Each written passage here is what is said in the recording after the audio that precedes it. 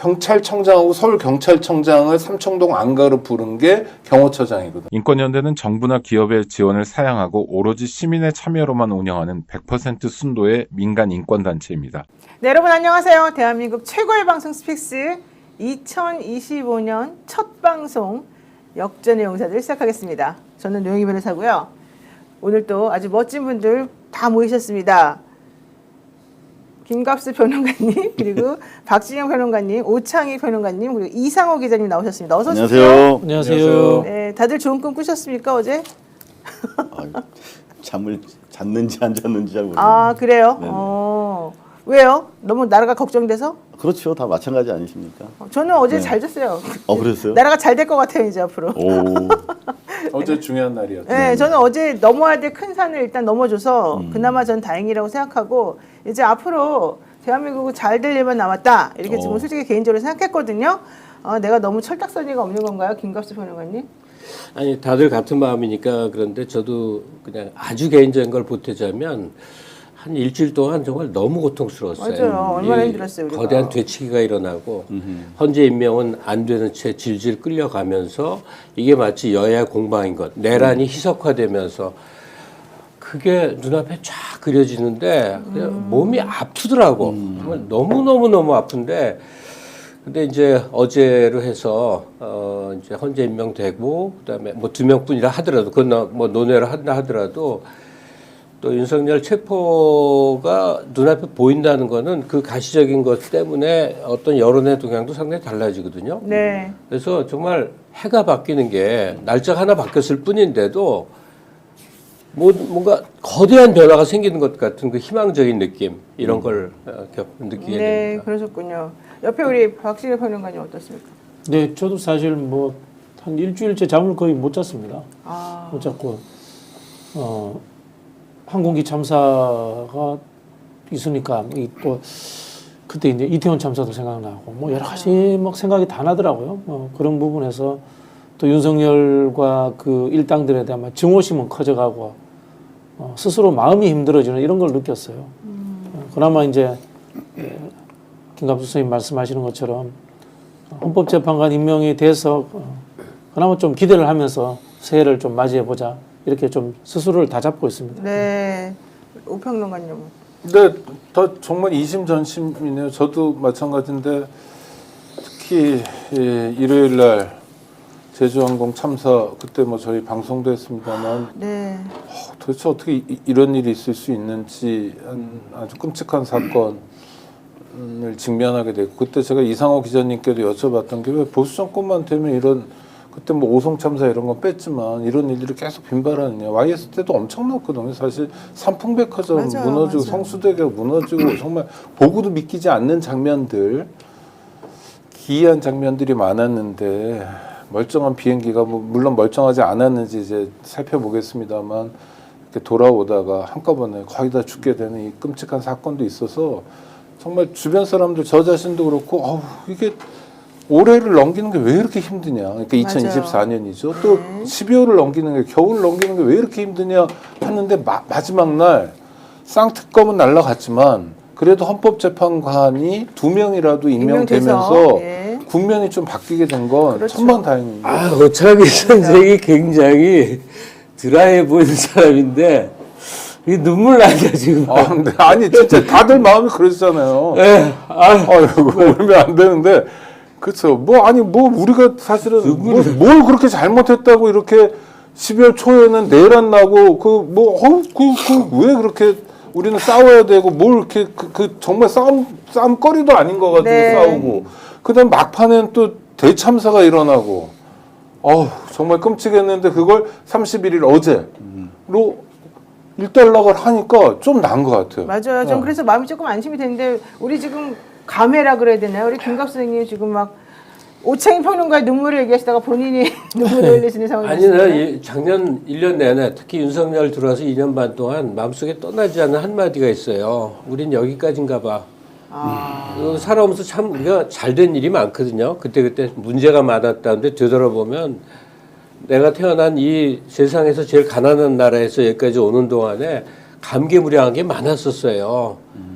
근데 진짜 이러다 여기까지인가 보다 하는 생각이 너무 많았는데 그 윤석열 패악질 보면서는 내가 능마에 정말 이런 꼴을 보면서 가게 되는구나 생각을 했다니까요. 네, 맞습니다. 강님께서 국민들도 많이 웁니다. 이렇게 얘기하셨고, 정석수님은 너무 힘듭니다. 어제는 공간 앞에서 1인 시위하다가 오늘은 산에 갈 때가 귀가 중입니다. 하루빨리 이 상황이 정리되고 일상으로 들어갔으면 좋겠습니다. 이러셨는데 빨리 정말 정리됐으면 좋겠고 일단 신병 확보를 빨리 했으면 좋겠어요. 저 그 되지도 않는 말 들어주느라고 너무 솔직히 말하면 막 정신적 에너지가 너무 빨려요. 에너지 김광 빨려. 선생님 되게 오랫동안 방송에서 배웠는데 지금 우시는 건 처음 보는 것 같습니다.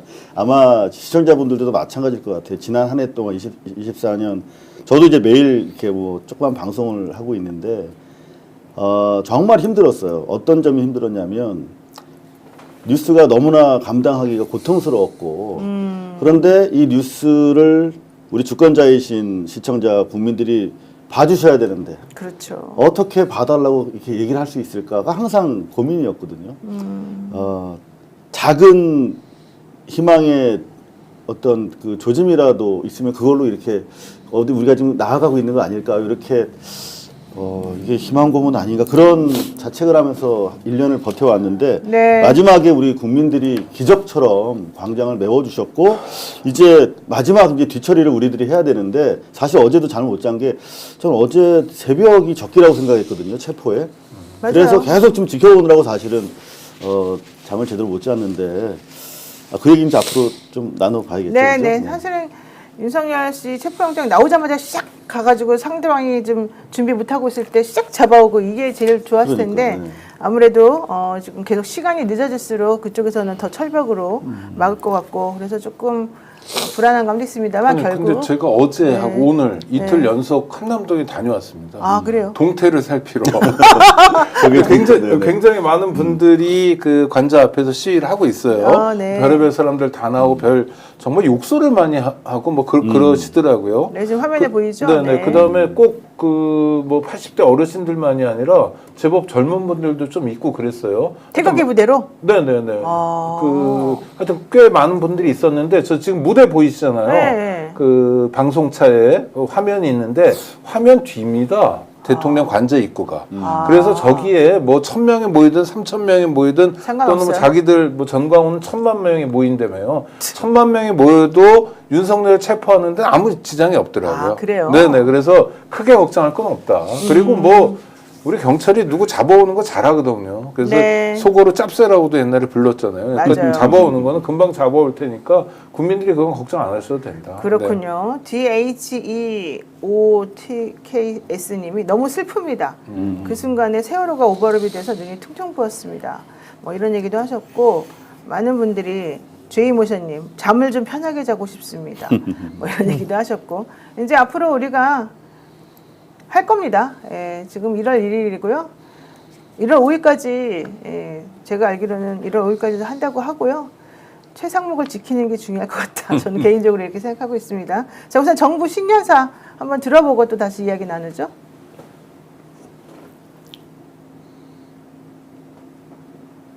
PD님?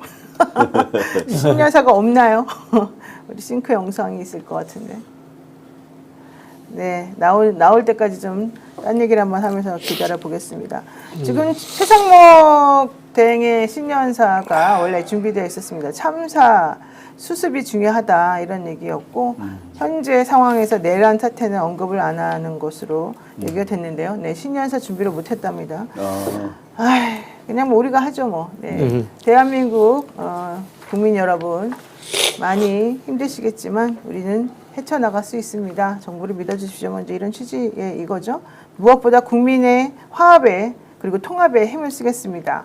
국회 여야 정치권을 비롯한 사회 각계 지도층과 깊이 있게 소통하면서 우리 앞에 놓인 수많은 난제에 대해서 현명한 해답을 찾아내겠습니다. 이런 얘기였고요. 이후에 여야 그리고 국회의장도 다 신년사를 했습니다. 신년사 들으나만 안 해도 됩니다. 로버트킹님이 그러셨는데 제가 대신 해드렸습니다. PD가 진행 너무 좋네요. 네. 필요 없다는 거죠. 네. 네. 필요 없다고 PD가 생각한 건지 네. 나랑 사인이 안 맞은 건지 모르겠습니다만 어쨌든 중요한 거 죄수번호 2000번님 네, 사랑합니다. 이렇게 말씀하셨는데 저는 어제 그 보신각 33번 타종하는 거 사실을 들으면서 야, 우리 국민들은 그래도 참 긍정 에너지가 많구나 이런 생각했는데 을사년 푸른 뱀의 해 올해는 모든 일이 다 잘 될 거다. 1월 달 안으로 만사 형통할 것이다. 이런 생각 좀 해봤습니다. 우리 박진영 평론가님. 을사년 을사늑약 120년 네네네. 지났네요. 네. 네. 그 뭐 신년사에 보니까 최상목 대행은 내란 이야기는 안 했더라고요. 네, 안 했습니다. 뭐 한편으로 이해해 주기로 했습니다. 본인이 국무위원으로 이해해줘요. 있었고 예, 네, 힘들어요, 윤석열이 지금 임명한 사람. 예. 기재부 장관이었기 때문에 인정해 주기로 했고요. 일단 이 참사를 좀 잘 수습했으면 좋겠다라는 네. 생각도 들고요. 생각보다 뭐 최상목 씨가 좀 하는 것 같아요. 네. 전 첫 번째 느꼈던 게 권한대행 되자마자 NSC 소집하는 거 보고 이 사람 좀 보기는 봤구나 뭐 이런 느낌을 좀 받았어요. 한덕수 권한대행은 그런 거 안 했거든요. 맞아요. 일단 원래 NSC부터 소집하는 게 맞다 뭐 그런 생각이 들고 어쨌든 간에 3명 중에 2명을 임명한 것은 그나마 다행이다. 그럼요. 물론 저는 나머지 1명도 우원식 국회의장이 헌법재판소에다가 권한쟁의 신청을 넣었기 때문에 임명할 수밖에 없을 거라고 봅니다. 맞아요. 이 정도라도 참 돼서 다행이다. 네, 그런 생각이 듭니다. 좀 황당한 게 지금 국무위원들이 네가 뭔데 특히 김문수 고용노동부 장관이 네가 뭔데 우리한테 물어보지도 않고 네 맘대로 헌법재판소 재판관 임명하냐 이러면서 화를 막 냈다 그러고 최상목 대행이 당하다가 미안하다 내가 월권이다 나 그만둘게 이런 얘기를 했다는 울었대죠. 거거든요. 예, 울었다 그러고 세상에 얼마나 괴롭혔으면은 거기서 눈물을 흘릴까. 특히 김태규 보세요. 저 사람 지금 사표 내지 않았습니까? 국무회의 때 김문수 고용노동부 장관과 내가 비판했고 이후 간담회에서도 법제처장 등이 비판의 목소리를 했다. 여러분이 비판했다. 좀 잘했다고 좀 저러는 거죠. 저 사람은 왜 저렇게 뻔뻔스러울까요? 진짜 완전히 뭐 속된 말로 콩가루라고 그러잖아요. 네, 뭐야 자기가 도대체. 지금 뭐 자기 원래 저 사람 저기 앉을 자리도 들어올 아니에요. 저 자격도 사람은. 없는 사람인데 네, 웃긴 사람이야. 들어와서 자기 사표 내겠다면서 네, 사표 내 빨리. 최상목한테도 사표 내라고 그랬다는 거 아니에요? 네, 내라 그랬대요. 그러니까 권한대행이면 대통령인데 대통령한테 지금 나가라고 그런 콩가루가 지금 돼버렸습니다. 맞아요. 네. 진짜 이상한 사람이에요. 혼자 사표 내고 끝내요. 지금 자기가 뭘 잘못했는지도 모르고 지금 사회 암적인 것처럼 행동하면서 방통위원장은 국무위원이 아닙니다. 그러니까 그리고 이 자기가 사람은 뭔데 지금 대행이기 때문에 더 뭐 어떤 말할 권한도 없을 겁니다. 배석인데 원래. 그러니까 자기가 지금 뭔데 고용노동부 장관과 내가 비판했다? 지금 윤석열 들으라고 하는 소리 아니에요? 아니 그러니까 극히 일부의 법조 귀족들이 어떻게 노는지를 보여주는 거잖아요.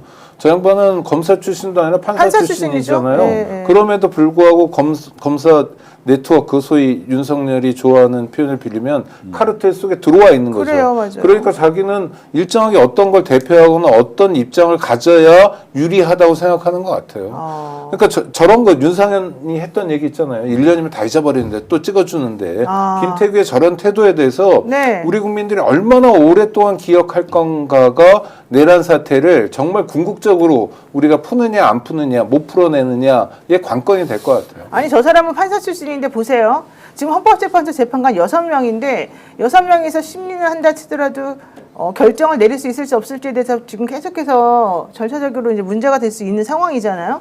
그래놓고 헌법재판소 재판관 임명하지 말라. 이렇게 계속 주장하잖아요. 국민의힘 사람들이. 그거는 너무 뻔하죠. 그냥 이 상태 그대로 끝까지 갈 때까지 가보자. 대한민국이 어떻게 되거나 말거나 뭐 대외적인 신인도가 하락하거나 말거나 환율이 2,000원을 뚫거나 말거나 그냥 우리는 끝까지 이 자리를 고수하겠다. 대통령을 살려야지 내가 산다. 이런 생각으로 지금 저러고 있는 거잖아요. 그렇죠. 난장판이고.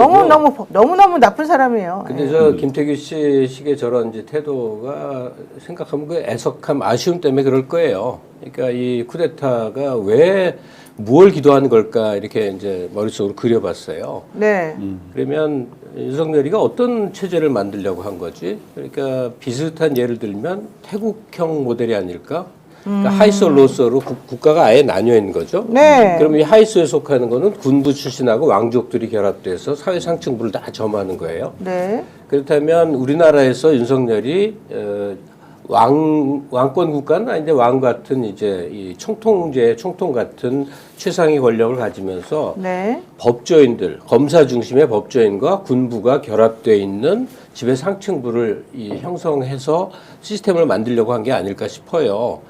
그리고 미리 뭐 김태규 씨가 계엄 모의를 알았을 것 같지는 않지만 이게 성공했더라면 하고 이제 가정을 하고 기대를 한 혹시 지금이라도 뒤집어서 제2차 계엄으로 뭐 성공할 수 없나 호시탐탐 노린 사람들의 뇌리 속에 그려져 있는 사회 모습은 그런 이 특권층이 존재하고 그들이 다 몫을 가져가는 아마 그 사회 모델이었을 것 같아요. 네. 그러니까 최상목 씨가 취하는 이 애매모호한 행동은 그런 식의 윤석열식 그 사회 구성의 모델을 갖고 있지 않은 사람인데 저쪽 편이었던 거예요. 그렇죠. 그러니까 그 안에서도 복잡한 이런 게 오가는 거죠. 어쨌든 최상목 대행은 제가 알기로는 윤석열 씨랑 되게 친한 사람입니다. 자기네끼리 서로 반말하고 이름 부르고 그런 사이인데 그럼에도 불구하고 대한민국이 지금 처해 있는 이 경제적인 어려움을 극복하는 방법은 이 불확실성을 해소하는 방법밖에 없다. 이것 때문에 이제 재판관 2명을 지명을 하고 임명을 한 거겠죠. 저는 차라리 그렇게 하지 말고 3명 다 임명하고 그래야지 뭐 여야가 어쨌든 뭐라고 하든 간에 자기 할 일은 그게 다는 건데 일단 좀 실망스러운 건 2명만 임명한 거는 좀 안타까운 부분이고 또 하나는 사람들이 저렇게 되지도 않는 소리를 비판하니까 미안하다 내가 월권한 면이 있다 이딴 말 한 게 조금 사실은 좀 안타깝습니다. 개인적으로는. 엉뚱한 결정이죠. 그러니까 한덕수도 그렇고 최상목도 그렇고 가장 중요한 원칙이 헌법, 법률 그 이전에 국민적 요구가 아니라 여야 합의래요. 그러니까 이거 정말 새로운 설 아닙니까? 이미 합의해서 여야가 간 절대로 건데. 합의할 수 없는 사안. 네. 내란 세력과 내란 문제를 풀려는 세력, 국민적 요구에 기반한 세력과 국민을 전쟁을 일으켜서라도 정권을 유지하겠다는 세력이 어떻게 합의합니까? 네네. 합의할 수 있는 성질의 것이 아닌데 합의라는 모호한 얘기를 들고 와가지고 희한한 원칙을 제시하는 건 상당히 잘못된 문제가 거죠. 있는 네, 거지만 맞습니다. 그래도 대세에 지장 없는 건 다행이다. 맞습니다. 엉뚱한 결정. 최상목이 사실은 그 대행되기 전까지만 해도 대단히 한덕수랑 일치된 견해를 보이다가 친해요. 네. 어제 그 헌법재판관 2명에 대해서 우선 임명하던 바로 그 자리 모두 발언에서 어떻게 얘기를 했냐면 입장이 달라졌더라고요. 그러니까 계엄으로 촉발된 경제 변동성이 원래는 권한대행 탄핵 때문에 가중될 거라고 그랬거든. 네. 근데 거기 한마디가 더 들어갔어요. 경제 변동성은 헌법재판관 임명 보류와 그리고 권한대행 탄핵소 추다. 그래서 사실은 이 절반은 기존에 잘못된 생각이 있는데 이 새로운 제대로 된 생각이 들어왔더라고요. 그걸 누가 네. 넣어줬는지 모르겠습니다. 근데 그런 작은 변화가 결국 2명을 임명을 해냈고 그리고 추가적으로 1명에 대해서는 지금 의장이 권한쟁의 신청함과 동시에 권영세 같은 경우에도 추가 합의 계획 없다고 했기 때문에 다소간의 시간은 걸리겠습니다.만 뭐 한 2, 3주 이내에 아마 추가 임명이 가능하지 됩니다. 않을까. 아니 네네. 될 수밖에 없는 구조고요. 헌법재판관들은 야 그래도 2명 임명해줘서 고맙다는 생각이에요. 안 그러면 또 얼마나 탄핵 결정이 어떤 식으로 나든 간에 이게 절차적으로 맞네 안 맞네 그러면서 또 시비에 휩싸이고 나라가 난리가 나겠습니까?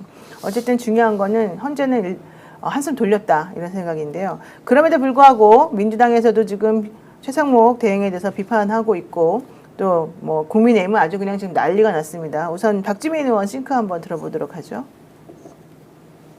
헌재재판관 부분은요. 자 보십시오. 첫 번째 여야가 합의가 안 돼서 합의가 된 2사람만 임명했다 그랬어요. 바로 국회의장이 입장을 냈어요. 오늘. 네. 아니야 여야 합의됐어. 그렇죠. 내가 중재해서 여야 원내대표 회의했어. 내가 증인이야. 국회의장이 이렇게 얘기했으면 된 거지. 합의가 다 끝났고 의장이 이렇게 얘기했는데 거짓말하는 거예요 지금 최상목 대행이. 두 번째 자 국회 선출 헌재재판관 3명을 대행이 임명할 수 있냐 없냐에 대해서 자 대법원 임명할 수 있다는 취지로 얘기했죠. 헌법재판소 우리 헌법에 대한 최종적이고 가장 권위가 강한 해석기관이에요. 아무 문제 없다 그랬죠. 국회 입법조사처 아무 문제 없다 그랬죠. 헌재재판관 후보 3명 이번에 선출된 3명 다 문제 없다 그랬죠. 국민의힘하고 지금 국무위원들만 문제 있다고 얘기해요. 근데 이걸 또 언론들이 받았으니까 마치 논란거리가 돼요. 논란 아니에요. 그러니까 사실 오늘 좀 아쉽지만 그래도 헌법재판관 일단 2명은 임명이 됐고 남은 1명은 임명하게 만들 다양한 방법이 있어요. 법적 수단이나 이런 것들이 있어. 그러니까 이게 다 우리가 계속 얘기한 내용인데 어쨌든 그 물꼬를 터줬다는 거 만약에 최상목이 안 해줬으면 또 한덕수처럼 그 난리 쳤으면 얼마나 끔찍한 일이 벌어졌겠어요. 아니 그래서 말했는데 최상목이 만약에 소신이 있고 확고한 자기 생각이 있다면 3명을 다 임명하거나 3명을 다 임명을 안 했을 거란 말이에요. 기묘한 꼼수로 2명을 임명했기 때문에 지금 최상목으로 버티고 있는 행정부를 근본적으로 허문다는 비난을 듣지 않기 위해서라도 최상목에 대해서는 일단 잠깐은 포격을 좀 멈추는 게 나을 것 같고 맞아요. 예. 대신 집중 공격으로 이제 나머지 한 명 채워야 되지 않겠느냐. 이렇게 여론 조성해가는 게 가장 안전한 방법일 거라고 생각이 들어요. 네, 맞습니다. 자, 어쨌든 근데 중요한 건 이제 대통령실에서 항의성 표시로 참모진들이 모두 사표를 뭐 내고 사의를 표명했는데 최상목 대행은 수리하지 않겠다. 국정 안정이 최고다. 지금 이런 얘기를 좀 했습니다. 근데 저 안에서 박진영 평론가님, 저 안에서 최상목 대행이 얼마까지 버틸 수 있을까요?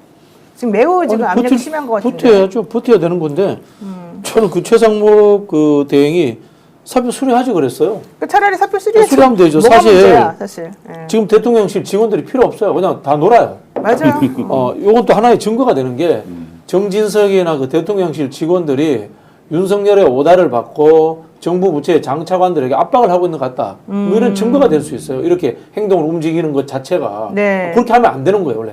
이게 법률적인 부분을 제가 정확하게 잘 모르겠는데 노무현 대통령이라든가 과거 박근혜 대통령 탄핵된 시기에 대통령실, 청와대에 이제 비서관들의 이런 사람들이 대통령한테 가서 업무 보고 못 해요. 네. 제가 알기로는 못 하는 그럼 걸로 못 알고 있어요. 합니다. 네, 직무 못해. 정지니까. 하면 안 돼요. 하면 안 근데 돼요. 지금 정진석이나 이런 사람들은 제가 보기엔 하고 있는 것 같아요. 네, 하고 있는 게 맞아요. 아니라 오다까지 받들어가지고 정부의 장관들을 압박하고 있는 것 같다. 뭐 그런 느낌까지 받거든요. 이거 사표 받아버려야 돼요. 돈 아까워요, 솔직히. 있는 거 사실 자체가. 최상목 대행이 마음이 좀 약해요. 좀 뭐라 그러나 조금 여리고 그런 부분들이 분명히 있어요. 좀 정치적인 판단을 잘 못하는 그런 부분들이 있는데 그러니까 이 국무위원들이나 대통령실에 있는 정진석 같은 사람들이 막 엄청나게 사실은 무시하는 거거든요. 근데 별거 아닌 얘기인데 박진영 선생에 대한 이제 아주 소박한 반론이 뭐냐면 정진석이가 지금 그 윤의 오더를 받아서 최상목을 압박하는 게 아니라 그 안에 속해 있는 사람들은 하루라도 빨리 도망가고 싶은 거 아닐까? 엑소더스 지금 하고 있죠. 예, 네. 이 저 여론의 망에서 어떻게든 사라지고 싶어갖고 기회는 이때다 하고 사표 내고 싹 사라지려고 하는 게 저도 선생님 생각에 동의해요. 자기네들 김태규도 그런 점에서 많이 마찬가지. 그만뒀죠. 김태규도 16명 그때 마찬가지예요. 그만뒀죠. 한 네. 30명 가까이 그만뒀다고 인제 그러는데. 30명. 예. 예. 근데 김태규도 사실 지금 타이밍이 지금 멋있게 퇴장할 수 있는 마지막 기회였던 거야. 그들의 관점에서 보면. 그래서 조금만 더 기다리면은 그냥 자기 자의로 사표 낼 때가 좋지. 잠시 뒤에는 이제 소환될 가능성이 많은 자들 아니겠습니까? 그렇죠. 그렇기 때문에 그때 이렇게 끌려 나가느니 멋있게 척 하고 그 타이밍을 아니 그러니까 최상목으로 잡은 거죠. 윤석열의 돌발성, 무계획성 이런 거 하고 그다음에 김건희의 개입으로 봐서 내란 모의는 나름대로 물밑에서 조용히 진행해 왔으나 이게 어디까지 상위 구조를 가졌는지 몰라요. 일망타진 과정 중에 누가 불쑥불쑥 나올지 모른다니까요. 그 듣고 보니 그렇게 는 사실 윤석열이 술 먹고 뭐 온데 떠드는 사람이니까 그렇죠. 그런 이야기를 이 대통령실에 있었던 사람들도 많이 들었을 가능성이 있고 가능성이 있죠. 3분의 2 정도가 이른바 이제 부처 공무원들이에요. 부처 공무원들인데 대통령실은 파견이 아니고 완전 옮깁니다. 옮겨서 이렇게 대통령실 소속으로 해놓거든요. 네. 그런 사람들도 뭐 그러고 보면 돌려보내지 말고 다 한 번씩 표현이 그렇습니다만 국정조사나 어떤 법률적 조처가 있을 때 증인으로서 한번 만나보는 게 좋지 않겠나 이런 생각도 드네요. 네. 자, 어쨌든 중요한 거, 대통령실 참모진 사표 수리 계획 없다고 하면서 좀 달래는 모드로 최상목 대행이 가고 있으나 본인이 사표 내라는 그런 요구를 받고, 나 내겠다. 나 낼 수 있다. 뭐 이런 얘기를 했다 그래서 조금 실망스럽습니다. 정진석은 사표가 수리됐다고 주장하고 있습니다. 네, 근데 아니라고도 지금 얘기하고 있고, 그래서 정진석 실장 나오세요. 뭐 거기 그분이 있어가지고 뭐가 좋겠어요. 제가 봤을 때는 정진석 실장 아까 사랑하는 용산 언론인 여러분 이래가지고 뭐 얘기하는 걸 보면 그동안 정진석 실장이 솔직히 한 거 다 거짓말들밖에 없지 않습니까?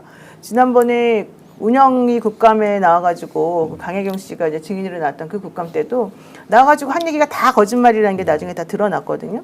정진석 실장 그런 식으로 대통령 보필하고 그런 식으로 실드 쳐봤자 본인이 대한민국 역사에 매우 아주 암적인 존재로 자리 잡을 수밖에 없는 거다라는 거를 인식할 수밖에 없을 것 같습니다. 역사는 다 평가합니다. 당신들이 무슨 말을 했고 당신들이 한 말이 그때 거짓이었는지 진실이었는지 당신들이 한 행동이 실제 대한민국을 위한 것이었는지 아니었는지 이거는 사실 조금만 지나보면 다 압니다. 우리는 지금 알지만 당신 모른다고 치니까 좋아요. 모른다고 합시다. 하지만 조금 있으면 당신들도 알게 될 것입니다. 이 얘기를 제가 꼭 해드리고 싶었어요. 아니 자꾸 말을 못했는데 네, 자꾸 말을 못하시네요 진짜. 영어 못해요. 윤석열이 계엄 선포하고 장관들한테 하나씩 쪽지 줬다는 거 있잖아요. 네, 그랬죠. 자기가 직접 썼겠냐고.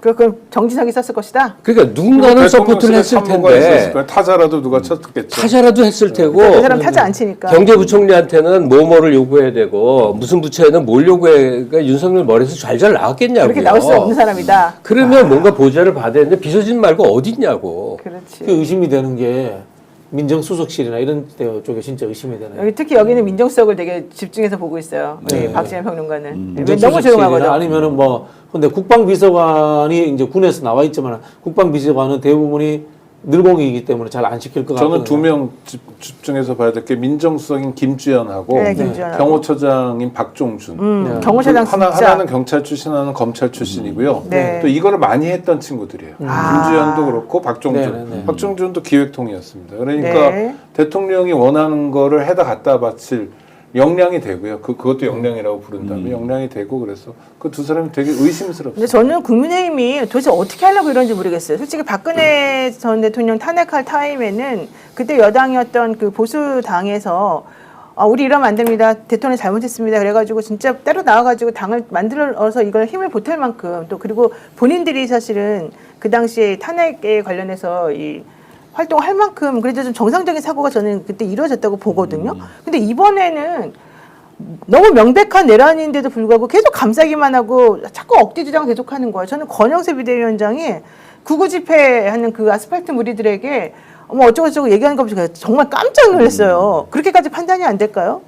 뭐 그게 그러니까 정말 이상해요. 비대위 맞아. 네. 비대위 맞아. 검사 독재 정권이나 비난을 받는 국민의힘 윤석열 정부였는데 비대위원장마저 검사 출신이잖아요. 네네. 원내대표도 검사 출신이고 탄핵 소추 당한 대통령도 검사 출신이고 이건 사실 국민들 입장에서 해보자는 거거든요.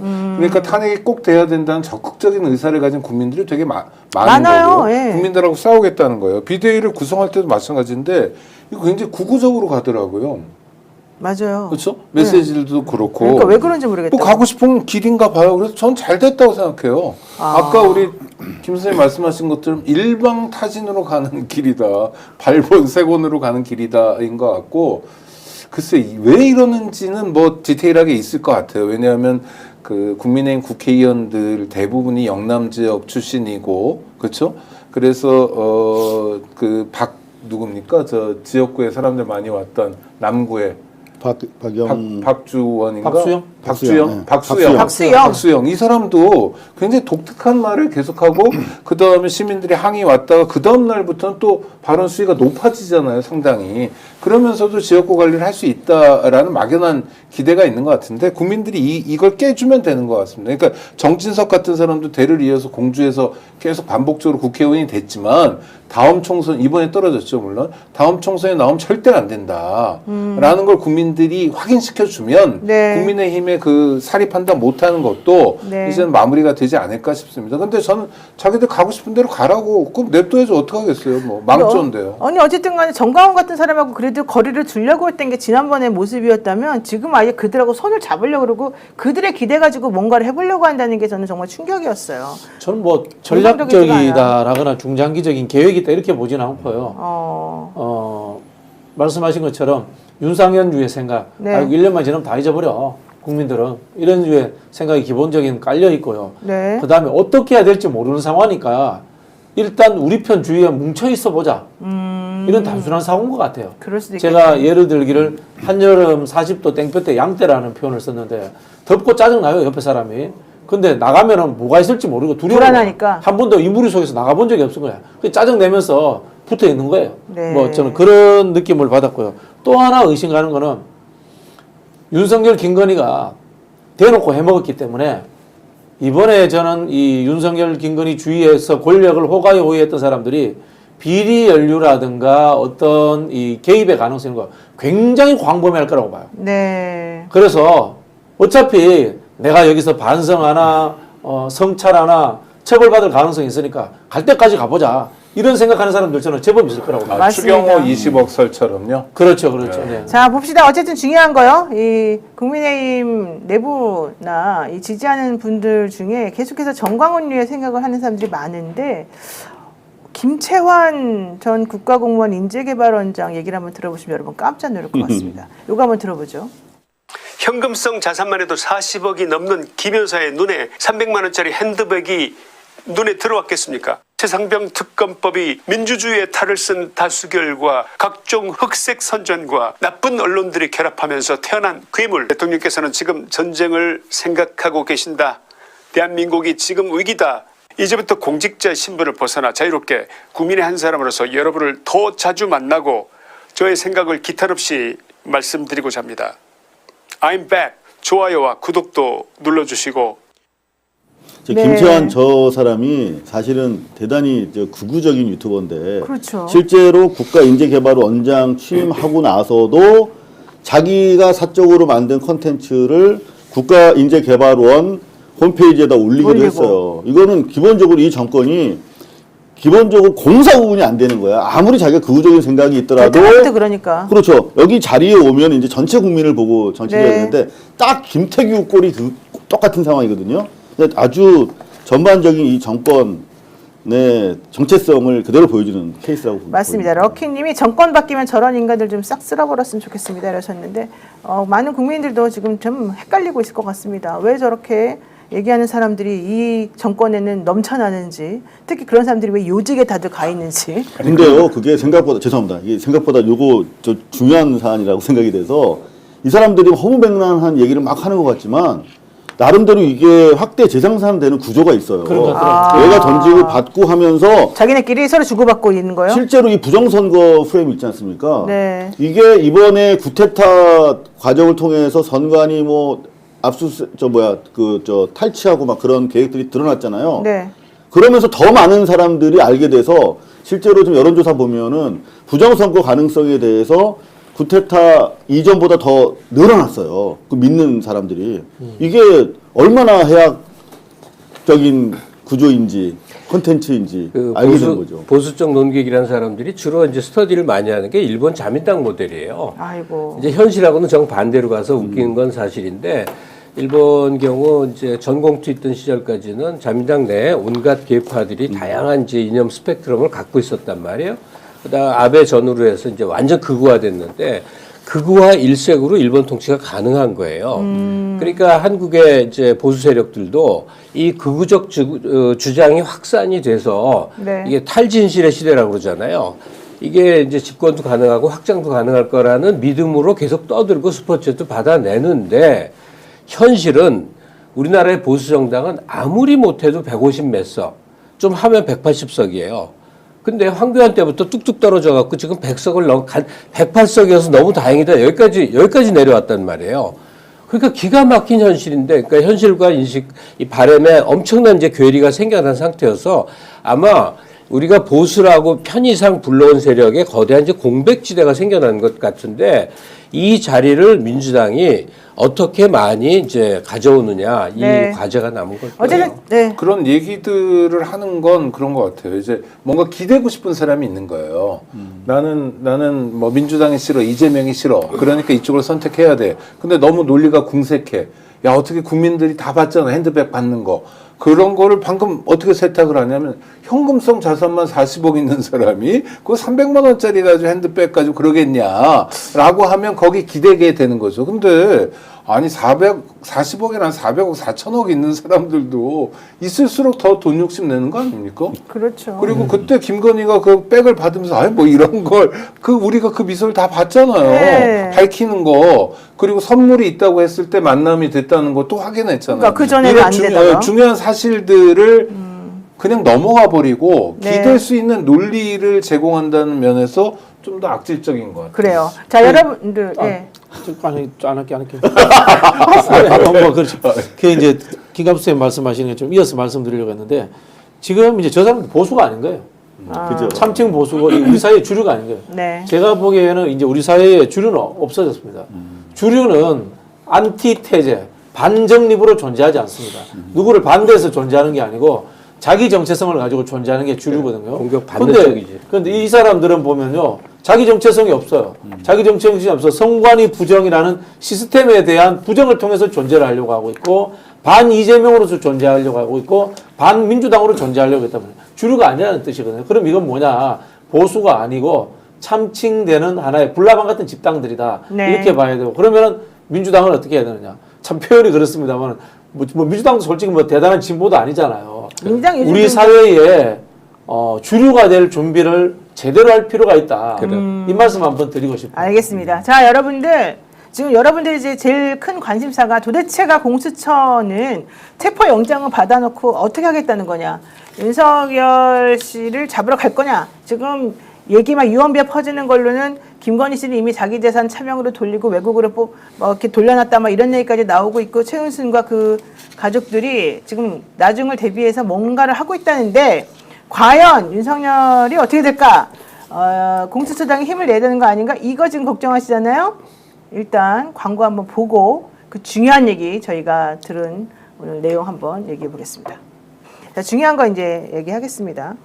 지금 오동훈 공수처장 윤석열 체포영장 발부받고 언제 이 사람을 잡으러 갈 것인가 사실 이제 이게 제일 중요하게 생각했는데 저는 이번에 서부지방법원에서 영장전담 판사가 33시간을 고민하면서 제일 고민하는 그거에 많이 사용한 부분이 바로 윤석열이 그동안에 어차피 경호처 직원들을 내세워가지고 영장을 전부 다 무력화시키는 그 시도 이걸 어떻게 해결할 수 있을까를 아마 제일 고민했을 것 같아요. 그래서 법원에서는 이 체포영장에 형소법 110조의 예외다. 이 말을 넣어줬다는 거죠. 물론 그 말을 넣는다고 뭐가 달라지냐 그 말을 넣을 수가 있냐부터 시작해서 이제 말이 많습니다만 제일 중요한 건 판사가 이 영장은 니네가 함부로 무시할 수 있는 영장이 아니다. 윤석열의 신병 체포와 관련해가지고 경호처 정신 차려라. 이 얘기를 저는 이상에 좀 담았다고 생각합니다. 형사소송법 110조는 110조와 111조 적용을 예외로 한다. 이 내용이 들어가 있는데 뭐냐 그 내용이. 형사법 110조는요 이런 겁니다. 군사상 비밀을 요하는 장소는 군사상 비밀을 요하는 장소. 그 책임자의 승낙 없이 압수수색을 할 수 없고 이렇게 돼 있어요. 그러니까 이 경호처 직원들이나 윤석열 측에서는 자기네가 머물고 있는 이 관저 뭐 이런 곳이 전부 다 군사상 비밀을 요하는 장소다. 그러니까 거기에 책임자인 경호처장이나 뭐 윤석열 이런 사람들이 승낙하지 않으면 아무리 법원에서 영장을 발부받았어도 니네 못 들어온다. 그동안 그게 방어 논리였단 말이에요. 또 하나 111조는 공무원 또는 공무원이었던 자가 소지 또는 보관하는 물건에 관해 직무상 비밀에 관한 것임을 신고한 때에는 소속 공무소에 승낙 없이 압수수색하지 못한다. 이런 규정이 있는데 역시 이것도 역시 공무원인 윤석열 또는 공무원이었던 자가 거주하고 있거나 소지하거나 이런 물건들, 서류 같은 거, 증거들 함부로 가져가지 말아라. 이런 거였단 말이죠.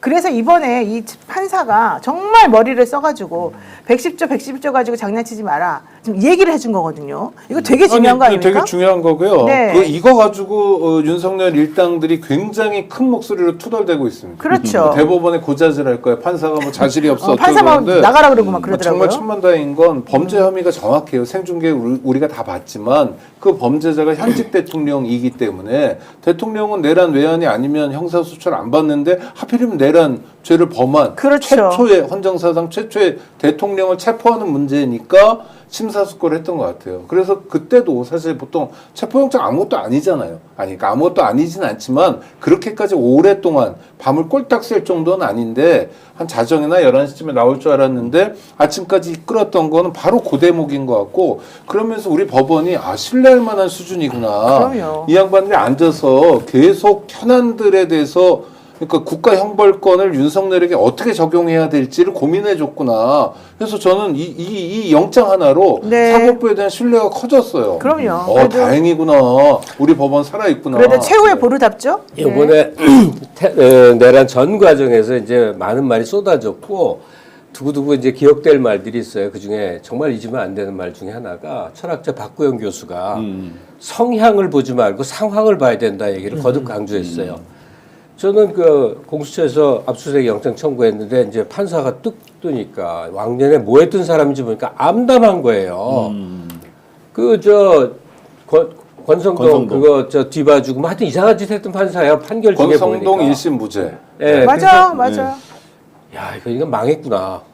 근데 30시간이나 걸리니까 더 망했구나. 이거 이제 안 내주려고 시간 끄는 거였구나 했는데 딱 엎었잖아요. 성향을 볼 게 아니라 상황을 봐야 되는구나. 이 판사도 시대 흐름을 봤구나. 더 거슬러 가면 공수처장 자체예요. 저렇게 무도한 짓을 저지른 대통령에 대해서 극존칭을 써가면서 귀한 시간 내주옵시고 하면서 계속 거절당하면서 이걸 발부를 해. 지금 와서 보니 이 사람이 바보 노름한 허허실실 전략일 수도 있었겠구나. 오히려 무서운 사람은 저런 사람이구나. 이런 생각이 들어요. 너무 이렇게 높게 평가하실 필요는 없어요. 아니 그래서 제 그건 얘기는 아니에요.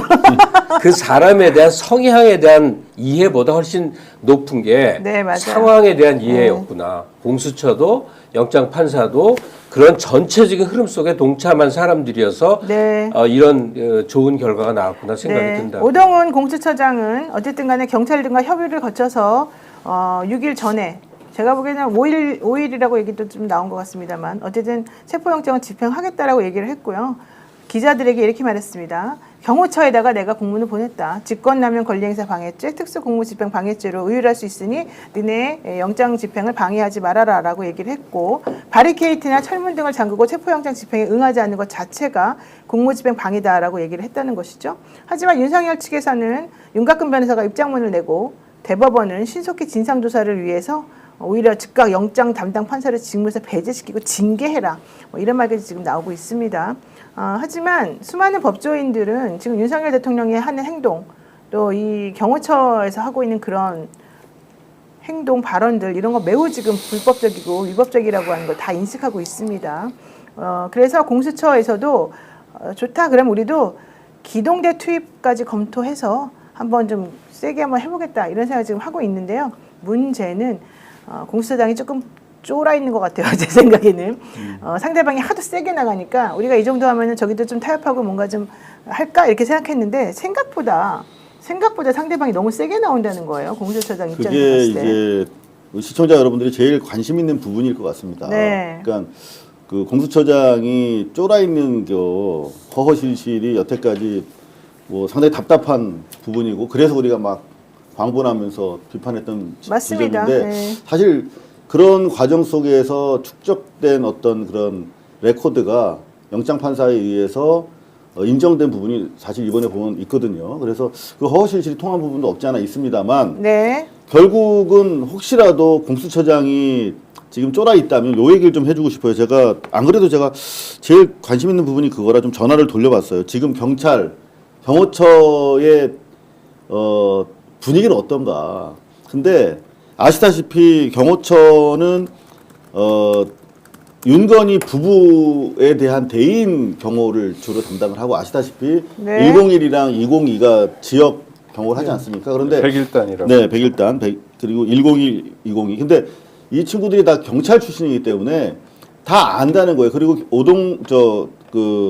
경호처장이 공수처장이 보내지 않았으면 경고장도 보내고 경찰 기동대와 협조하고 있다 이런 내용이 이미 다 풀이 된 거예요. 같은 경찰 조직이기 때문에. 그래서 더구나 판사가 지금 뭐 형소법 110이랑 111을 적시해서 보냈다는 거는 니네가 여태까지 압수수색에 응하지 않은 거 다 봤어. 네, 그렇죠. 이번엔 달라라고 네. 판사도 경고를 하고 있기 때문에 현행범으로 체포될 가능성이 높다는 거 다 알고 있습니다. 그래서 지금 경호처 같은 경우도 여태까지의 액션으로 충분했다.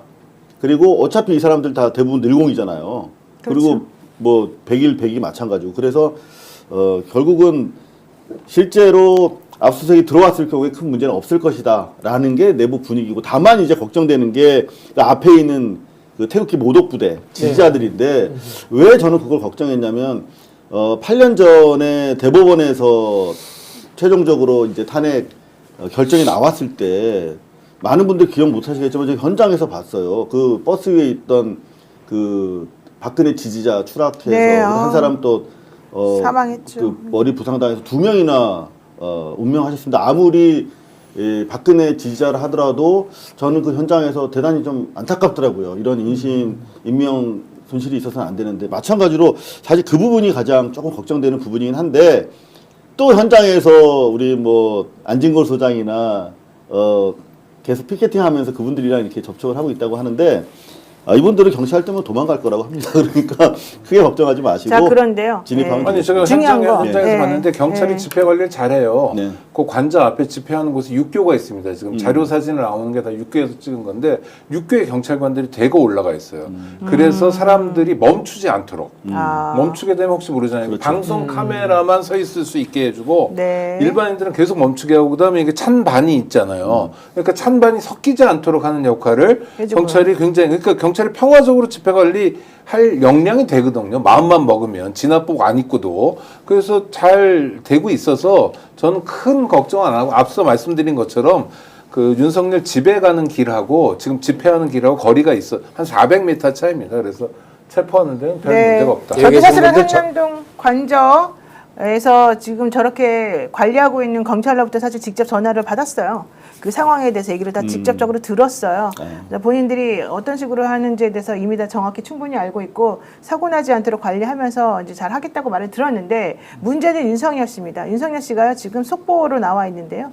자기를 지지하면서 이 아스팔트 우파들 앞에서 지금 이 영장 집행을 못하게 방해하려고 하는 사람들에게 메시지를 보냈습니다. 화면 보십시오.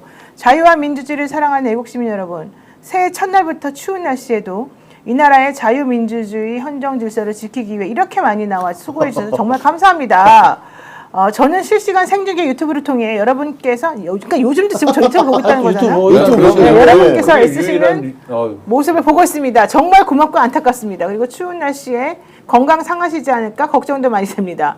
완전히 옛날에 트럼프가 그 국회의사당 들어가라고 한 거랑 똑같은 행동이거든요. 나라 안팎의 주권 침탈 세력과 반국가 세력의 준동으로 지금 우리 보고 반국가 세력이라고 말하는 그렇죠. 거예요. 네. 예, 어쨌든 그 반국가 세력의 준동으로 지금 대한민국이 위험합니다. 저는 여러분과 함께 이 나라를 지키기 위해 이렇게 많이 나와 수고해 주셔서 정말 감사하다. 끝까지 싸울 것입니다. 뭐 이런 얘기하고 있고요. 그 국가나 당이 주인이 아니라 국민 한 분 한 분이 주인인 자유민주주의는 반드시 승리합니다. 우리 다 힘을 냅시다. 뭡니까 저게 지금 계속해서 아니. 해달라는 거예요? 아니 지금 좋지 않아요? 저 보면 이제 고립된 자의 몸부림 같은 거예요. 아 그런가요? 지금 그 태극기 부대라고 그 저 관저 앞에 오 있는 사람들과 그 메시지는 윤석열 이걸로 고립돼 있는 거예요. 제가 하고 싶은 얘기는 여기는 전두환 때는 시위 많이 나가 보셨죠. 박정희 때 시위 나가 본 사람은 나밖에 없을 걸. 경찰이 무섭기로 가면 얼마나 무서운지를 본 거예요. 전두환 때도 물론 무서웠지만, 그러니까 저기서 뭐 10,000명대가 모여서 한다고 해도요. 마음 먹으면 다 뚫습니다. 그럼요. 그건 문제가 아니에요. 잡아가려면 다 근데 해요. 윤석열의 상태는 보니까 중병에 걸린 것 같아요. 뭐 광기고 중병인데 병 중에 정말 유감스럽게도 저건 치유가 안 됩니다. 죽어야 낫는 병이 있어요. 그래요? 윤석열의 병이에요. 죽어야 끝나는 병이군요. 그렇죠. 완전히 자기 안에 사로잡혀가지고 유튜브만 기대는 거예요. 그러니까 공중파 뉴스라도 봐야 되는데 일국의 대통령이 아무리 직무정지가 됐더라도 그러지 않고 자기에 대해서 아니 저는 오늘 한남동 가서 어떤 사람이 내란 속에 처단하라 이런 피켓을 들었는데 태극기를 들었어요. 그래서 이분은 뭐지 했더니 내란 속에 처단해야 될 사람이 이재명이더라고요. 아니 이재명 내란 속에 처단 이래가지고 다녀요. 굉장히 손피켓으로. 야 그래서 정말 그렇게 생각하세요? 그랬더니 이 빨갱이가 뭐 아니, 이러시는데 근데 꼭 하고 싶은 얘기 짧게 할게. 제가 방심하라는 뜻은 아니지만요. 한남동 체포 과정에서 저 태극기들 때문에 밀리면 어떡하지 해서 염려해서 너무 많이 나가실 필요 없다고요. 그렇죠. 예, 거기서 육탄전 벌일 필요 없어요. 지금은. 근데 저는 조금 좀 다른 입장에서 말씀드리고 싶은데 윤석열이 지금 기댈 때는 저 현장에 나와 있는 저들밖에 없는 게 사실이지 않습니까? 당도 필요 없다는 거 아니야? 지금 보면 국가도 필요 없고 너희들이 국가다. 함께하는 내가 국가고 내가 왕인 나라의 신민들인데 진짜 중요한 것은 지금 저기에 권영세도 가서 발언을 하고 있지 않습니까? 그러니까 지금 보수 소위 말하는 극우가 안 보이는데 저 사람들이 그 자리에 나와 있으니까 그냥 보수라고 기사가 나가잖아요. 그 양비론, 양시론으로 해서 뭐 탄핵 집회, 반대 집회 이렇게 나오는데 중요한 거는 여전히 저걸 보고 국임당에서 정치를 하고 언론 플레이를 하고 기사가 나오면 지금 탄핵 개헌 직후에는 한 15%까지밖에 안 됐었거든요. 국임당 지지도가. 근데 지금 보면 뭐 30%까지 나오는 데도 있고 33%까지 나온 데가 있더라고요. 신천지 기관지예요. 아니 그럼에도 불구하고 25에서 30까지 이렇게 지금 이게 만들어 올려지고 있어요. 네. 결국 그것 때문에 뭐가 문제냐면 국힘당이 윤석열 이른바 꼬림 이후에도 저 서울구치소 가고 나서도 버틸 수 있는 근거가 될 수 있기 때문에 얘네가 향후에 특검 뭐 제의하고 다시 뭐 하는 그런 과정 속에서도 이게 윤석열과 같이 이렇게 맛이 가야 되는데 윤석열이 쓰러져도 계속 갈 우려가 있기 때문에 그렇게 되면 이게 그 개혁 지개가 좀 늦어질 가능성이 있어서 그게 조금 아니 안타깝다는 근데 것이죠. 저 김 선생님 말씀대로 저 천재일보가 신천지 매체고 또 하나 저거 전화 응답 여론조사 아니죠?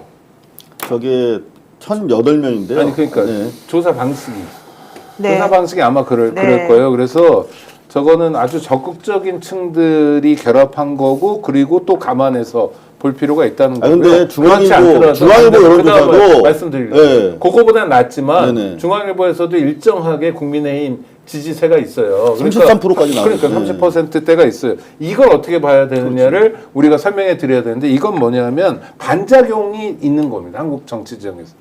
그러니까 노무현 대통령의 비극적 죽음이 시작인지 아니면 언제가 시작인지 모르겠지만 계속 상대방이 싫어해가지고 뭉쳐있는 사람들이 30% 정도가 항시적으로 있는 거예요. 그러니까 윤석열이 내란을 일으켜도 이재명이가 더 미운 거예요. 이유는 없어요. 이유가 뭐야, 없어요. 도대체? 이유는 없어요. 그냥 존재 이유가 그 아까 주류가 해체되는 게 그런 거잖아요. 안티로만 존재하는 거예요. 그게 30% 정도가 있는 거예요. 신천지 여론조사에서 36까지 가고 중앙이나 동아에서는 그거보다 떨어지고 한 30% 정도로 형성되고 있는데 이건 사실 그렇게 우리가 뭐 긴장감 있게 들여다볼 건 아니다. 무슨 얘기냐면 양극단으로 진영이 갈라져 있잖아요. 저는 2024년 생각하면서 새 벽두에 이재명 대표가 죽을 뻔했습니다.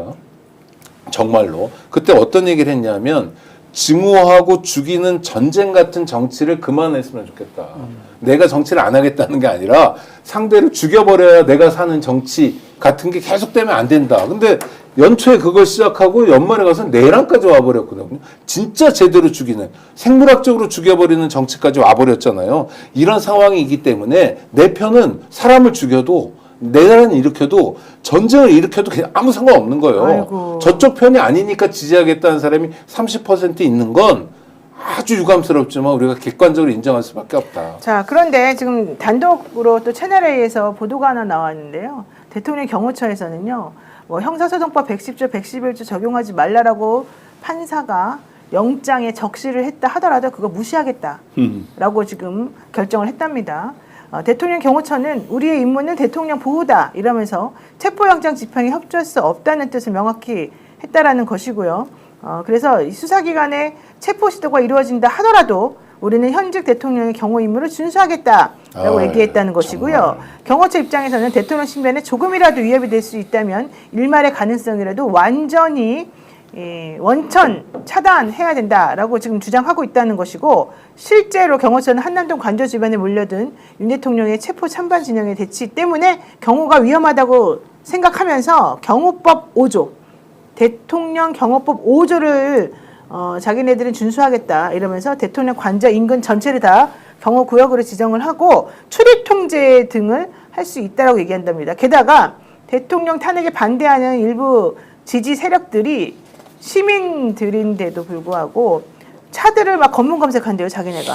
그래가지고 내려보세요, 얼굴 보여주세요 이러면서 거기서 못 지나가게 하고 당신이 무슨 사람이야 이러면서 지금 그 앞에 난장판이 지금 점점 되어가고 있고 윤석열 씨는 그걸 좋아하고 기뻐하고 있다는 얘기입니다. 아니 그 제가 그걸 이 기뻐한답니다. 스펙스를 통해서 여러 번 계속 기억해달라고 주장했던 사람 이름이 박종준이에요. 네네, 그 사람. 이 사람이 박근혜 때 경호 차장을 했습니다. 그러고 19대, 20대 국회의원 선거에 나왔는데 보기 좋게 떨어졌어요. 출마도 못한 적도 있고. 네. 그래서 낭인으로 살다가 21대, 22대에는 출마도 못했어요. 19대, 20대에만 출마하고 떨어지고 낭인으로 살다가 갑자기 발탁이 돼가지고 그러니까 누굽니까? 김용현이가 경호처장에서 국방부 장관으로 가면서 구테타를 실질화해야 되니까 김용현의 후임으로 들어왔거든요. 근데 김용현의 후임으로 들어온 친구는 어떤 친구겠냐?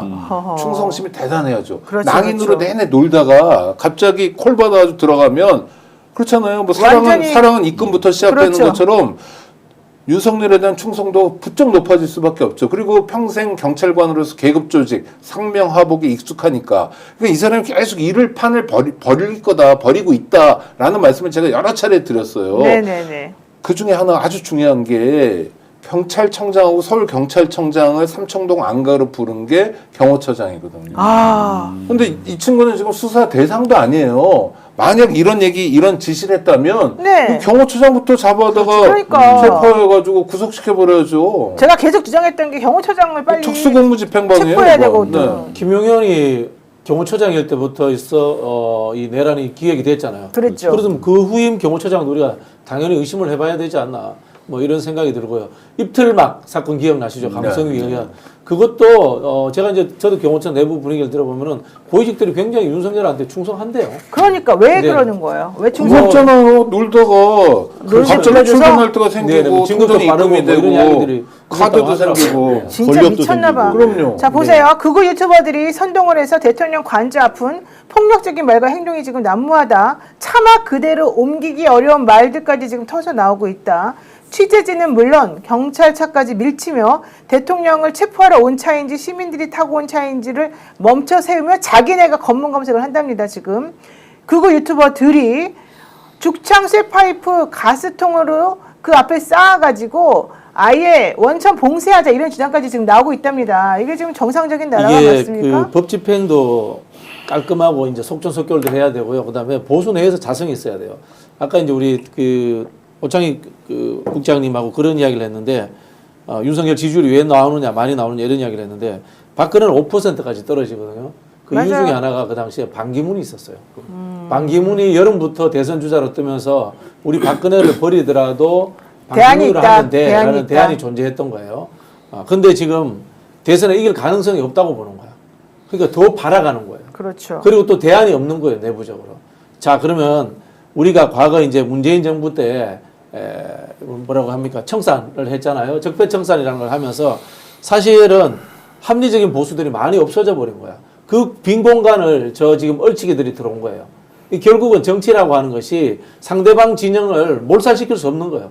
몰살시키면 다른 게 다 생기는 거예요. 이 세상의 정치라는 것은 해결의 이야기처럼 정반이 있는 것처럼 찬성이 있으면 반대가 존재하는 거예요. 이 한국 사회라는 것이 그리고 모든 이 자본주의 사회라는 거 하는 것은 이익 관계를 이해가지고 이익 대립이 존재할 수밖에 없는 거거든요. 네. 근데 이런 것들에 대해서 상대방을 적대하는 정치적 이 분위기가 만들어지니까 극단적으로 늘 한쪽에 적이 존재하는 거고 근데 이 적 중에서 상대방과 강하게 싸우는 쪽이 늘 주도권을 잡는 상황이 만들어지는 거거든요. 결국은 이게 뭐냐면은 정치하는 사람들이 이기는 것과 더불어 가지고 중간지대에 있는 사람들을 어떻게 회의하고 관리할 것인가에 대해서 늘 관심을 가져야 된다라는 그런 결론에 다다르는 거예요. 저는 조금 다르게 회유도 회유지만 저 사람들이 모여 있는 그 근거는 사실은 혐오에 근거하고 있어요. 우리를 팩트, 혐오해요? 팩트에 기반하지 않고, 그러니까 저거를 우리가 방치한 거야. 표현의 자유라는 이름으로 방치를 했어요. 그러니까 뭐냐면 저는 조금 달리 보는데 지난 박근혜 탄핵 때 5%까지 떨어진 건 박근혜가 자기 잘못을 시인했기 때문이라고 생각합니다. 그런데 지금 윤석열은 자기 아성을 구축해 놓고 자기는 정말 여전히 반 국가 세력 준동으로 대한민국 위협받고 있는데 주권 침탈 세력과 마지막까지 싸우겠다라고 하는 모습을 보이니까 그 구구 세력 한 줌밖에 안 되는 구구 세력들이 붙어서 계속 세력으로 형성이 돼서 남아 있고 그 국임당 정치인들이 그 똥무더기 위해서 기생충처럼 빨아먹고 있는 거거든요. 자기네 영향력을 유지하기 위해서. 그래서 그것들이 여전히 판단을 유보하고 있는 사람들과 PK 지역에 워낙 그 지지하시는 분들이 계속 희망 회로를 돌리면서 30%까지 나오고 있는 거거든요. 저는 그래서 사실 이를테면 저들이 혐오로 여태까지 세를 불려나간 가장 핵심적이었던 게 5.18 북한군 투입, 무슨 부정선거, 이런 그 일본에 대한 또 상당히 우리랑 다른 생각들을 가지고 있어요. 그러니까 그런 부분에 대해서 우리 민주 세력이 입법으로 금지하지 못했던 부분이 대단히 중요하게 반성 지점으로 어쨌든 입법으로 금지하면 네. 안 되고요. 네. 그러니까 반공장사도 최소한 세력이 처벌 규정은 있어야 된다고 생각해요. 냉전 시대부터 반공장사하면서 그거 강연하고 그거 전파하던 그 나이든 층하고 젊은 일베하고가 이제 결합되면서 지금의 태극기 부대의 모습이에요. 근데 그 사람들은 불가항력적인 독버섯 같은 거라고 생각이 들어요. 다만 두려워할 필요가 없다는 얘기를 꼭 하고 싶은 거죠. 그러니까 지금 여론조사를 본다면 뭘 봐야 되냐면 탄핵 찬반을 봐야 돼요. 그러면 탄핵 찬반은 70%가 찬이고 탄핵하면 안 된다가 30% 가까이 돼요. 그리고 이게 내란이 아니냐 따져도 거의 비슷한 결과가 나와요. 그러니까 지금 사실 10% 극우 세력이 10% 이내면 관리가 되는 건데 기존의 보수까지도 이렇게 합세하는 시기적 경향성이 생겨서 많아 보이는 거긴 하나 전체적으로 한국 사회는 그렇게 오염되지는 않다고 생각하는데 너무 부각돼 보이니까 그런 거거든요. 그러니까 실제로 이제 상식이 지배하는 좀 합리적인 사회에서라면 50% 또는 60, 70%면은 절대 다수라고 해서 인정하고 정치권도 따라가야 되는데 지금 80%까지 나오는데 여전히 20%면 충분하다라고 믿는 정치 세력들이 집권하고 있기 때문에 문제다. 네, 맞습니다. 자, 어쨌든 중요한 거 체포영장을 집행하기 위해서는 대통령 관저 안으로 들어가야 됩니다만 문제는 겹겹이 쌓여있는 이 경호구역을 모두 통과해야만 한다는 거죠.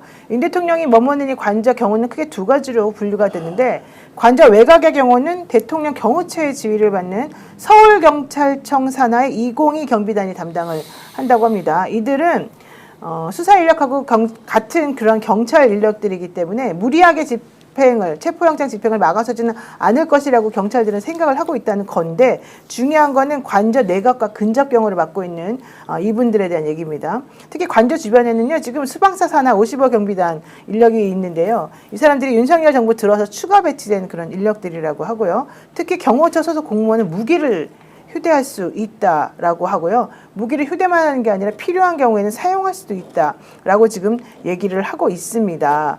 와, 이거 되게 무서운 상황인데 여기에 더해서 극우 유튜버들이 지금 한남동 관저 앞에 모여서 가스통 100개를 쌓아놓자라고 한 얘기까지 하고 정강훈이 1000만 명 빨리 모여라. 우리 이거 다 사수해야 된다. 이번에 힘을 보여준다. 이런 소리를 하고 있답니다. 왜 정강훈 같은 사람 안 잡아가지고 그러니까 그 내란 선동죄로 처벌하면 되고요. 정광훈이나 뭐 또 진성호 뭐 이런 사람들 하여튼 여럿 있잖아요.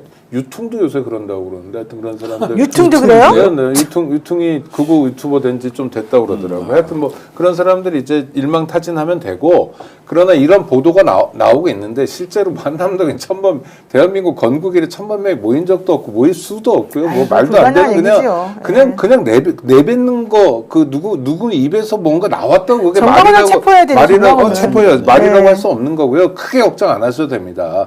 경호처 입장이라는 건 박종준의 입장이에요. 박종준이 그런 입장을 가졌다 하더라도 공수처 직원들이 몇 명 가가지고 체포하는데 아무런 지장 없습니다. 그 앞을 막아 세울 사람은 박종준 정도밖에 없어요. 그러니까 너무 우리가 그것에 대해서 걱정하는 건 침소봉대가 되는 거고요. 아까 말씀드린 것처럼 그 뭐 가스통 100개 없고요. 가져와라라는 극우적 선동이 있는 거예요. 그러니까 그런 사람이 내란 선동죄로 신나를 100리터를 준비해라. 뭐 가스통 100개를 준비해라. 1000만 명이 모이자 이런 건데 미안한 얘기지만 사람 소리가 아니라 개소리예요. 그래서 걔한테 미안한가? 그래서 별로 신경 안 써도 되고 대한민국은 그런 사람들에게도 불구하고 대한민국은 정확히 움직일 겁니다. 그러니까 이를테면 당랑거처럼 아닙니까? 그 앞에서 까불고 있는 거예요. 제가 너무 야비한 얘기일 수는 있는데 전광훈을 중심으로 아스팔트가 설치는데 그게 별개 세력이 아니라 국힘하고 결합돼. 네. 황교안 대표 때 아주 그게 강화됐거든요. 그 이후로 의석이 뚝 떨어진 거예요. 맞습니다. 그렇죠. 가면 갈수록 이게 심해지는 거예요, 얘네들은. 그러니까 지네들이 고립되고 있는 거라니까요. 근데 이제 이게 제가 우리 선배님 말씀을 조금 토를 달자면은 그게 이 민주당이나 이렇게 상대 정당의 입장에서 선거 전략으로서는 오히려 편할 수 있어요. 한쪽이 막 극우로 가고 막 이래 되는 건데 이게 극우가 한 10%를 넘어서서 15%, 20% 된다는 건 이건 굉장한 사회 불안 요소거든요. 위험하죠. 뭐 극단적으로 저분들이 프로토판 가스통 뭐 들고 나올 수도 있는 거 아니겠습니까? 이제 이런 상황들이 거고 저도 이제 그런 집회하는데 근처 가지를 못해서 겁이 나서 그런 상황들 자체가 되는 것은 이 사회의 불안정 요소이기 때문에 아까 말씀하신 것처럼 법률적인 문제로서 해결할 수밖에 있는 방법이 있으면 법률적으로도 해결하고 그렇지 않다면 어떤 사회 통합적인 이 사회 문화의 변화로서 극복을 안 되면 극복하고 그런 다양한 방법들을 좀 찾아야 될 것 같아요. 저는 저번에 어떤 기사를 봤는데 패턴이 있더라는 겁니다. 이 아스팔트 지지자들 이렇게 특히 과격하게 지금 뭔가 하자고 얘기하면 모여가지고 뭔가 하는 사람들이 정확하게 4시만 되면 사라지더라. 또 몇 시만 되면 나타나더라. 이게 다 돈으로 뭔가 하는 거 아니냐. 이런 얘기를 사실 좀 들었었거든요. 그런 게 뭐 가능합니까? 그런 이야기 전에도 있었습니다. 그래요? 뭐 예를 들자면 저는 이제 그 특히 이제 이런 부분들인데요.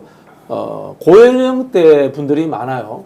근데 우리가 그 한국 사회가 이제 이 노인 공양 사회 아닙니까? 네. 그러다 보니까 저분들이 행사하는 폭력이라든가 이런 거에 대해서 아, 이거 나이 드셨으니까 뭐 이거 봐주자. 뭐 이런 식으로 된다. 뭐 이런 경우가 상당히 있어요. 근데 이거 좀 굉장히 저는 단호해야 된다고 봐요. 그러니까 그래요. 저는 맞아요. 그 옛날부터 이른바 그 태극기 모독부대 전신들이 있어요. 네. 옛날 보면 과소비 추방 국민운동본부라고 있었어요.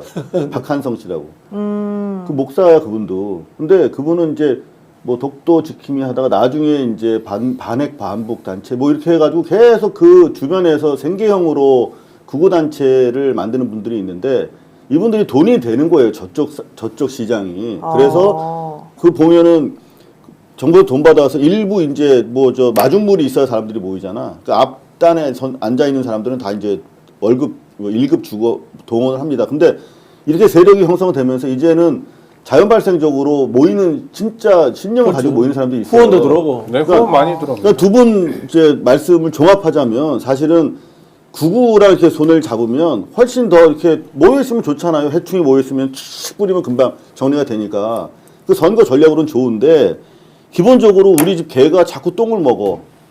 그럼 똥을 먹지 말라고 교육시키는 것보다 더 원천적으로 해야 되는 거는 널브러져 있는 똥을 치우는 거거든요. 우리가 치우지 못했기 때문에 윤석열 같은 분별 없는 자가 그 똥을 먹고 지금 좀 이상한 구구가 된 거거든요. 그래서 이번 차에 지금 저게 여전히 구구는 아니지만 기회주의적 국임당 정치 세력들이 기생할 수 있는 지금 어떤 양분을 제공하고 있는 똥밭이기 때문에 이번 기회에 사실은 진짜 우리가 단지 이 탄핵 이후에 정권 교체가 중요한 게 정권 회복이 중요한 게 아니라 사회 대개혁을 한다는 차원에서 정말 저 똥밭에 대해서는 제도와 교육과 뭐 여러 가지를 통해서 좀 이게 저는 짧게 얘기할 수 없는 얘기여서 이건 아니, 뭐 물론 동의합니다. 옛날 며칠 되잖아요. 근데 요 얘기는 좀 보태고 싶은데 그 극우의 확장에는 민주당 잘못이 굉장히 큽니다. 왜 그러냐면 실제로 그 극성인 돈벌이에다가 뭐 난리치는 극우 숫자가 많은 게 아니라 그런 사람들이 선동이 있고 이제 얼마나 분야 떨어지냐의 문제인데 우리나라에서 약간 좀 산다고 생각하는 사람들이 민주당에 마음을 못 두는 거예요. 좀 산다고 이제 거리에 나가면 건물이 쫙 있잖아요. 그 건물엔 집주인이 다 있잖아요. 이 모든 좀 어느 정도 산다는 사람들이 민주당은 도저히 내가 지지할 당이 못 된다고 인식하게끔 만든 과거 역사가 있어요.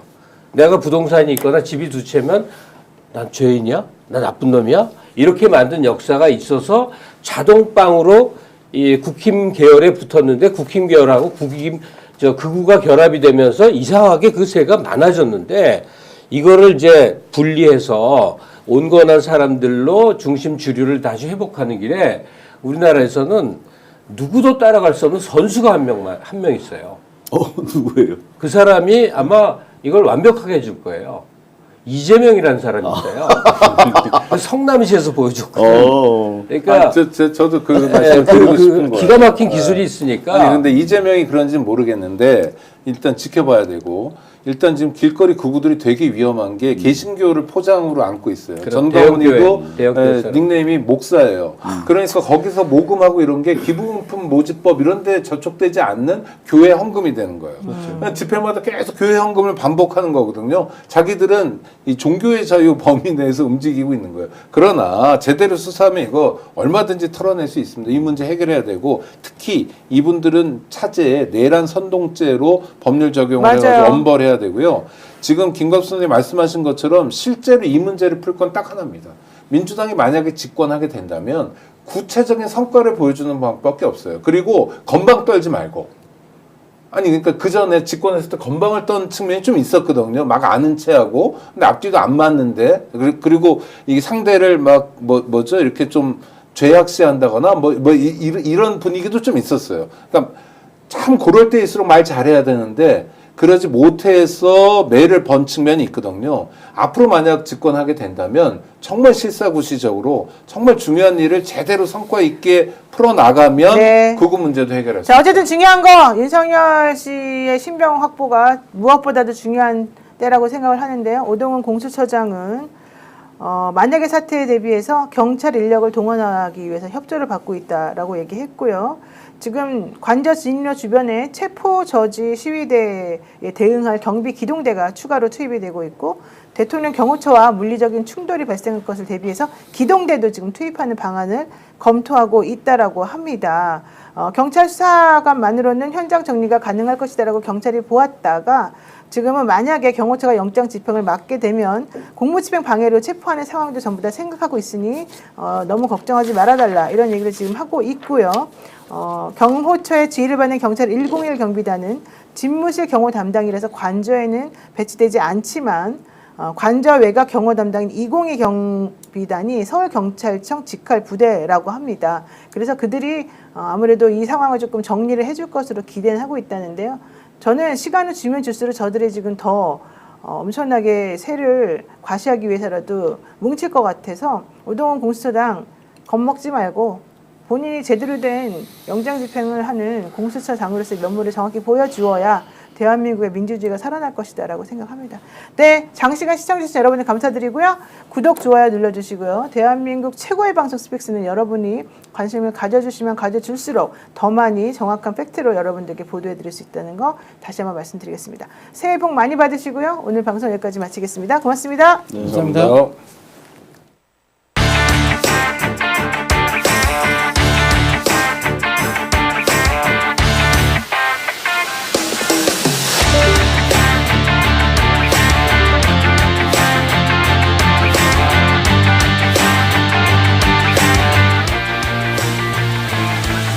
역전의 용사들. 스픽스는 말하는 언론입니다. 대세는 유튜브, 그중에서 스픽스. 좋아요, 댓글, 구독, 알림 설정. 여러분이 저희를 사랑해 주시고 우리가 여러분을 사랑하는 4가지 방법입니다. 당연하죠. 비교와 속도는 빠르게, 혜택은 빵빵하게. 비교와 인터넷 비교 원할 땐 인터넷 가입, 성형속도 인터넷 가입을 원할 땐 비교 원.